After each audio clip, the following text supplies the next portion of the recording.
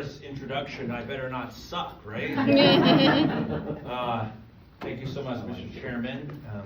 Thank you for bringing this committee back together again. I know town committees are tough, and thank you all for being here tonight and for your combined leadership. I want to thank a couple people right off the bat. Brandy, thank you so much for running a great race. You're going to do it again, right? Yeah, Brandy.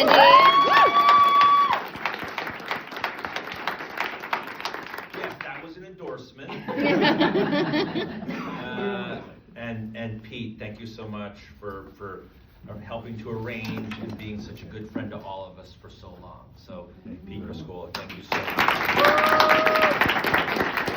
And there are some, you know, this is my 19th year in elective office. This is not my first rodeo in this room, actually. I've been here a few times talking to previous iterations of the North Haven Democrats.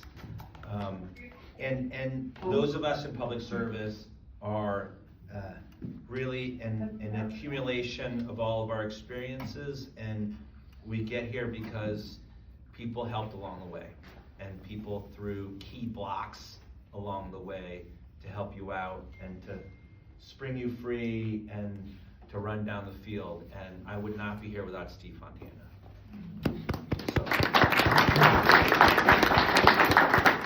Those were some difficult blocks he had to throw back in the day, but I am grateful for it. So, you want to talk about he who shall not be named? Yep. Not really? All right, good night. Don't mention it. I'll try not. He's just the orange tangerine. So, let me center us first in what's happening. Before I get to rule of law and constitutional crisis and lawsuits, let me just say this is really personal for a lot of us. And I think many of us were worried that he wouldn't just try to upend the established order and break a few laws along the way. We were worried that he would do things to hurt people. And now you see this kid who, yes, is a pro-Palestinian agitator at Columbia, but he has a green card. He's a lawful permanent resident.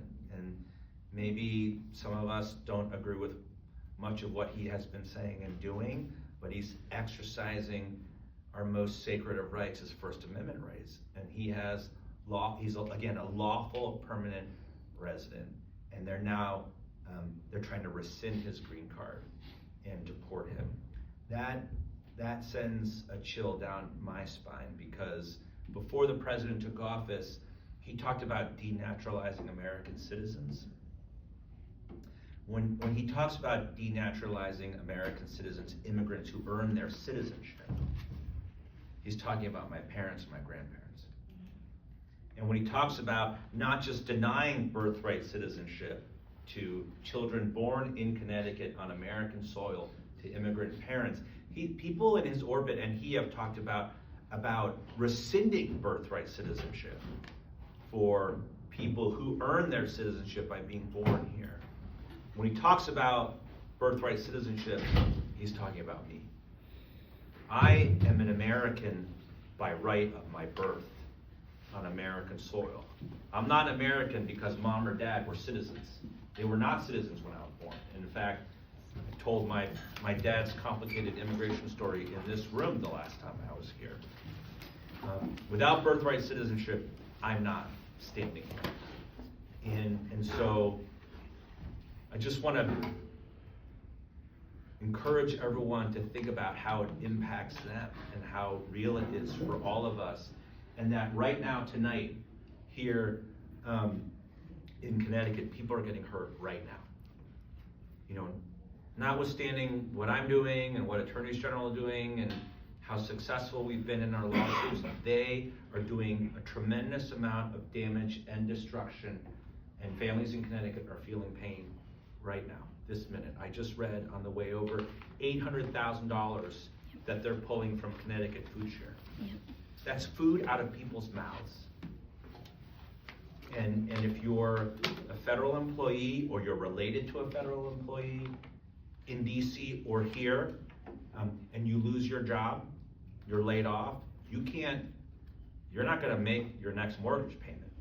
You know, a lot of people you all know who do okay, who do well, we're still living, 30 days out, 60 days out, right? If you're lucky.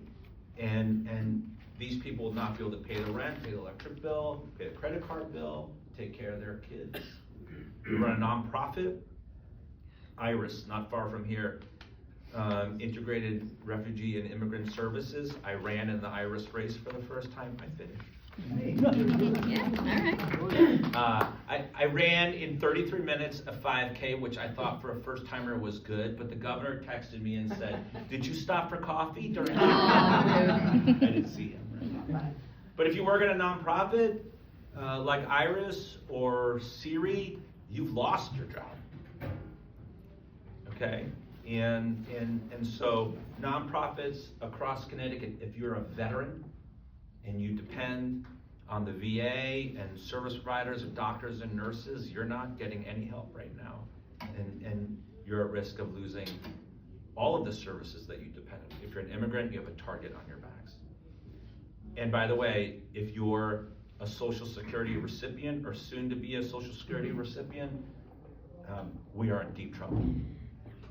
And Connecticut is helping to lead the way to push back on their cuts and their attack on the Social Security Administration. So it's really important to remember this isn't just about democracy and rule of law, it's about people and it's about families. And I think as Democrats, sometimes we talk up here, and that's okay.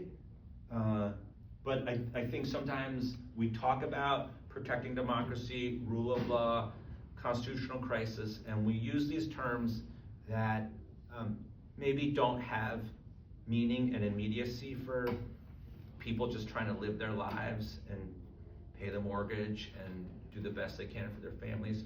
So I think it's really important to put it in focus for people on how it impacts them. And concepts that all of us work with all the time. So everybody here knows about checks and balances, right? Every 7th grader in North Haven hopefully knows about checks and balances. Every middle schooler, high schooler across Connecticut should know about checks and balances. This is about checks and balances. If there is no check, one of the most dangerous things that the president, it's actually the vice president, the president said, he tried to quote Napoleon by saying, "He who saves his country breaks no law," sort of mangled it. But the vice president, who is, I think, much more dangerous, because he's smart, right? He and his wife went to law school not far from here. I don't know if we can rescind that diploma or not. But the vice president cast doubt on the ability of judges to block the president from breaking the law. He undermined the principle that we lawyers call judicial review, okay? Judges as a check and a balance on the president and on Congress. It is a concept that has been part of constitutional law for 222 years, going back to a decision called Marbury versus Madison. If you've never read it, Google it tonight and read it. It is the foundation of checks and balances. And so we need to check this president, because if we don't, he has unchecked power. And if there's an executive, a president with unchecked power, then what happens? Monarchy. Well, right, but what does it really mean for us? It means Congress becomes optional. Sometimes I'll care what Congress thinks, sometimes I don't, right? States become optional. States, by the way, are sovereign. This is the sovereign state of Connecticut. I'll talk about that more. But we are joined together by our consent in a federation called the United States of America. But if he's in charge and nobody can check him, we lose. We lose that power. We lose our sovereignty if he's in charge completely. Our rights become optional, if he has unchecked power. So it is critical that we, all of us, I, you, that we act as a check on this president. So when On the Monday night of his new administration, he tried to ban birthright citizenship. That was the first thing he did that was ready to go.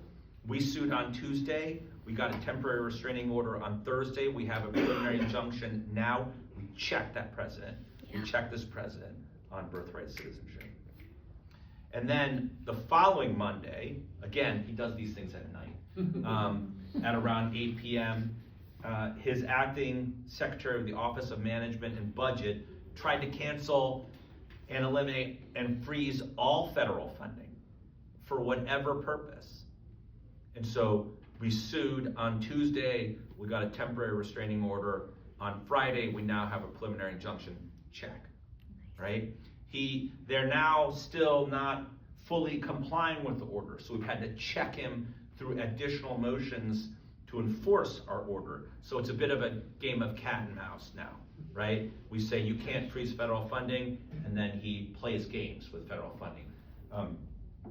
One day, you know, the Medicaid payment system is open, one day it's closed. The next day, some climate-related grants are open to our Department of Energy and Environmental Protection, the next day they're closed. Head Start, special ed, they play these games, a bit of cat and mouse, and we have to chase them.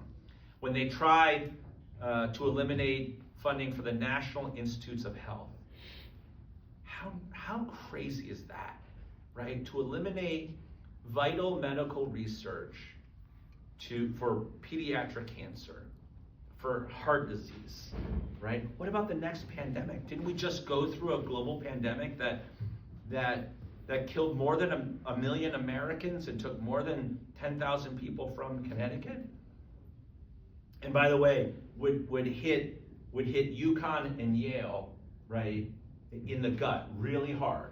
Tens of millions of dollars in research funding that we depend on here in Connecticut. But they tried to stop it. They tried to eliminate NIH funding, and so we went to court. We got a temporary restraining order and a preliminary injunction. Check. And so we're doing this over and over again to stop this president and to check him and to be a balance against him in dismantling our federal government and destroying our country. Of course, one of the big battles is against Elon Musk and DOGE. I won't say the word. Because that's also his coin, by the way, his crypto coin, so I'm not going to do any free marketing, but if anybody has a Tesla here, it's time to trade that bad boy in. But what Elon Musk is doing is so utterly unlawful. Have somebody who's not been formally appointed by the president, who's not been confirmed by the United States Senate to exercise this amount of power and control is utterly unconstitutional and unlawful. And his army of wannabe stormtroopers and hackers are running amok through the federal government right now. It's extraordinarily dangerous.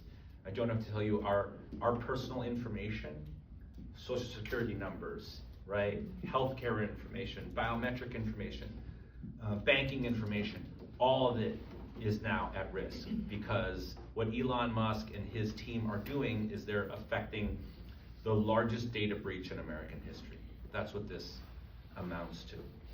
And so to put it all into focus, people ask me, well, you know, what does all this mean? And is it really that bad?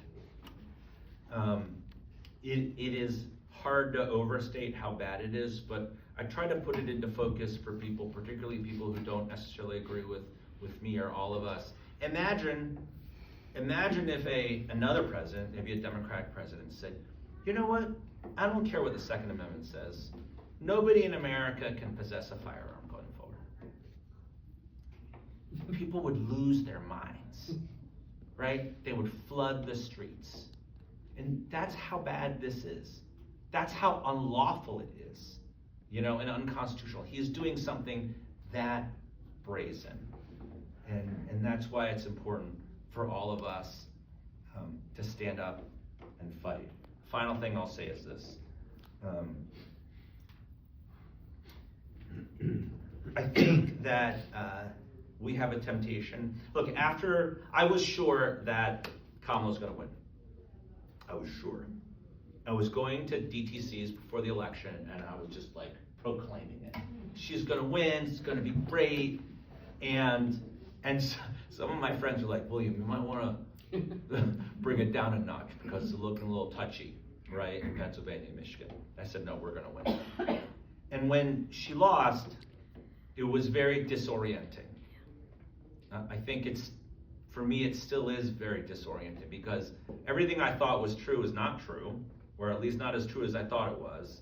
And so, I don't know what to do with that. And it's very disorienting, and there's been a lot of hand-wringing and introspection and self-flagellation and, tying ourselves up into knots about our message, about who we are as a party, and how we talk to certain groups of voters, and we worry about how we're going to get our message to be like just right, Goldilocks for some small sliver of Western Pennsylvania. Stop.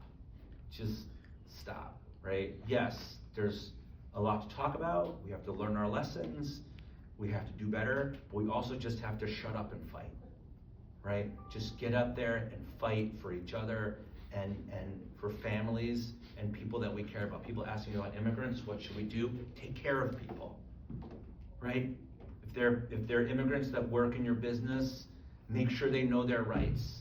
Make sure their families are looked after. If they have to talk to the probate court, they should do that, right?